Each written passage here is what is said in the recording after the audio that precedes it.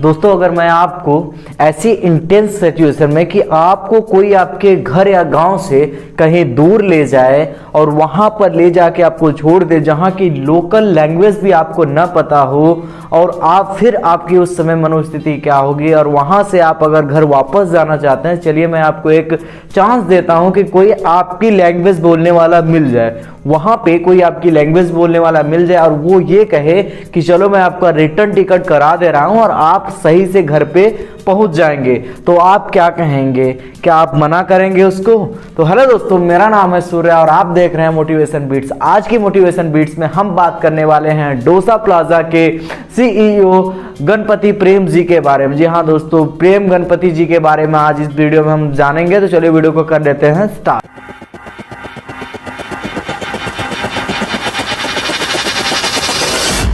दोस्तों, कहानी की शुरुआत होती है साल 1990 से। जी हाँ दोस्तों, मुंबई के बांद्रा स्टेशन पे कोई भाई साहब ले आते हैं एक गांव, छोटे से गांव से, तमिलनाडु के गांव से निकला हुआ प्रेम गणपति, जिसकी उम्र मात्र 17 वर्ष होती है। उसको गांव से वो शहर लेके आते हैं, वो भी बड़े बड़े सपने लेकर आता है कि मैं शहर में जाऊंगा और काम करूंगा और एक सक्सेसफुल बिजनेसमैन बनूंगा। बट दोस्तों, ऐसा होने से पहले एक ऐसी सिचुएशन क्रिएट हो जाती है। वो भाई साहब वहां आते हैं और उसको वहां से वो छोड़कर चले जाते हैं। वो बहुत ढूंढता है आसपास, उसको वो नहीं मिलते हैं और ना ही उसे वहां की मराठी, जो कि लोकल लैंग्वेज है वहां की, वो उसे नहीं आती है। हालांकि उसके साथ ये हुआ कि कोई तमिल बोलने वाले एक व्यक्ति मिले जो उनसे तमिल में बात कर सका और उनसे बताया कि वो मुझे गांव से लेकर के आए थे और वो मुझे यहाँ छोड़कर चले गए हैं। अब मेरे पास घर वापस जाने तक के भी पैसे नहीं हैं। तो उस भले आदमी ने उनको समझाया कि आप शांत हो जाइए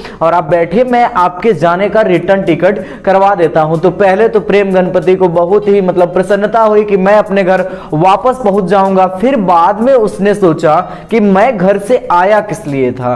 मैं घर से इसलिए तो नहीं आया था कि मैं घर वापस जाऊंगा, मैं तो घर से इसलिए आया था कि मैं यहां पे आया हूं, मैं कुछ करके फिर घर वापस जाऊंगा। तो उसने कहा कि आप जो आपने मेरी मदद की उसके लिए आपका बहुत बहुत धन्यवाद, लेकिन मैं घर वापस नहीं जाना चाहता। मुझे आप अगर ये काम दिलवा सकते हैं तो आज मुझे कहीं काम दिलवा दीजिए। उसके बाद प्रेम गणपति जी का स्ट्रगल मुंबई में शुरू हुआ और वहां पे वो काम ढूंढने के लिए निकल दिए। और काम ढूंढते जब कई जगह से उनको काम नहीं मिला, फिर एक बेकरी में उनको बर्तन धोने का दोस्तों काम मिला और जब वहां पे वो बर्तन धुलने का काम करने लगे, उसके बाद ये वो उनकी एजुकेशन, हालांकि वो 10 तक ही पढ़े हुए थे, बट उनके एजुकेशन के हिसाब से ये काम उनके लिए अच्छा नहीं था।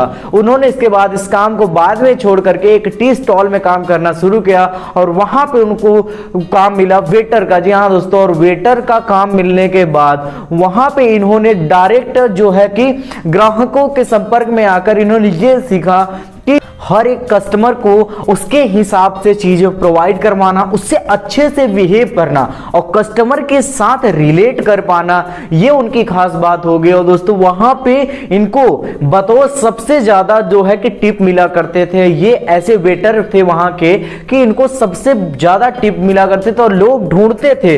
प्रेम गणपति का इतना बढ़िया बिहेवियर था कि लोग उनको ढूंढा करते थे कि उस लड़के को बुलाइए। इतना ये कहने का रिलेट कर पाते थे हर एक कस्टमर से। उसके बाद वहीं के एक कस्टमर ने इनको टी स्टॉल खोलने के लिए कहा, बोला कि आइए हम और आप मिलकर एक टी स्टॉल खोलते हैं पार्टनरशिप में। तो इन्होंने कहा कि ठीक है, हाँ मैं खोलने के लिए तैयार हूं, क्योंकि इन्हें भी खुद आत्मनिर्भर बनना था और स्वयं के लिए कुछ करना था। उसके बाद इन्होंने जो है कि पार्टनर में एक टी स्टॉल खोल दी। तो वहां पे जब टी स्टॉल उन्होंने खोली तो टी स्टॉल भी अच्छा चलने लगा, क्योंकि टी स्टॉल ये हर एक कस्टमर के हिसाब से उसको चाय बना के दिया करते थे और हर एक कस्टमर को अपने सेटिस्फाइड किया करते थे। जी हाँ दोस्तों, उसके बाद जब इनको पैसे अर्न होने लगे तो जो उनका पार्टनर था उसके मन में कहीं ना कहीं लालच आ गया कि मैं अपना आधा हिस्सा, पार्टनरशिप का आधा हिस्सा प्रेम गणपति को ही क्यों दूं।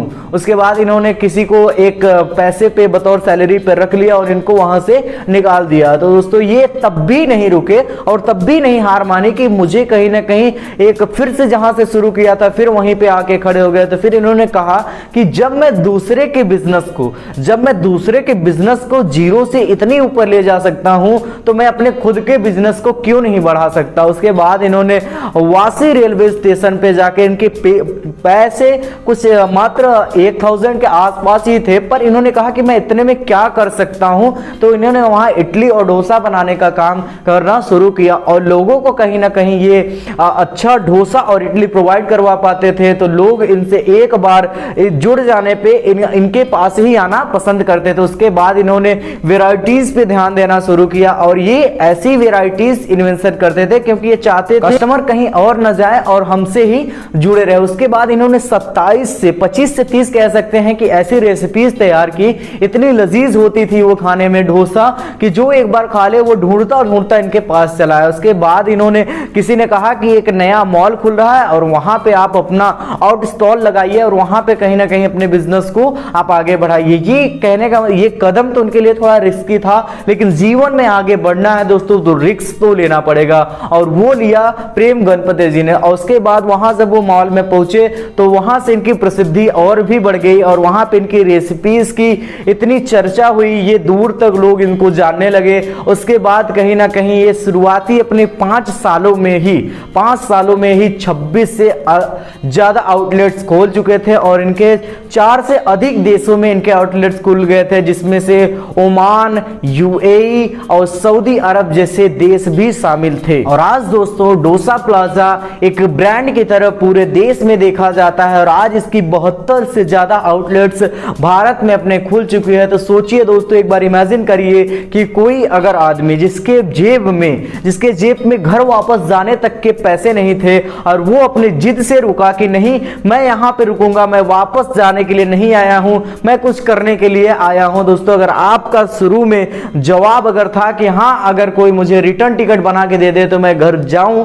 तो दोस्तों आपकी थिंकिंग वो हो सकती है, लेकिन प्रेम गणपति की थिंकिंग ये नहीं थी। और आप भी इस वीडियो को पूरा देखने के बाद जरूर ही अपनी थिंकिंग को चेंज कर दिए होंगे, क्योंकि दोस्तों अगर वो उस दिन घर लौट जाते तो ना हमें आज डोसा प्लाजा मिल पाता और ना ये भारत को एक ऐसा करोड़पति मिल पाता जिसका की ख्याति आज पूरे विश्व में फैली हुई है। जी हाँ दोस्तों, आज की स्टोरी से हमें यह सीखने को मिलता है कि अगर आप कोई भी बिजनेस करते हैं, आप कोई भी धंधा करते हैं या फिर आपका छोटा बिजनेस हो या बड़ा बिजनेस हो, दोस्तों कस्टमर के साथ रिलेट कर पाना ये आपको बहुत ही इंप्रूव कर सकता है और कहीं ना कहीं अपने आप में सुधार करना।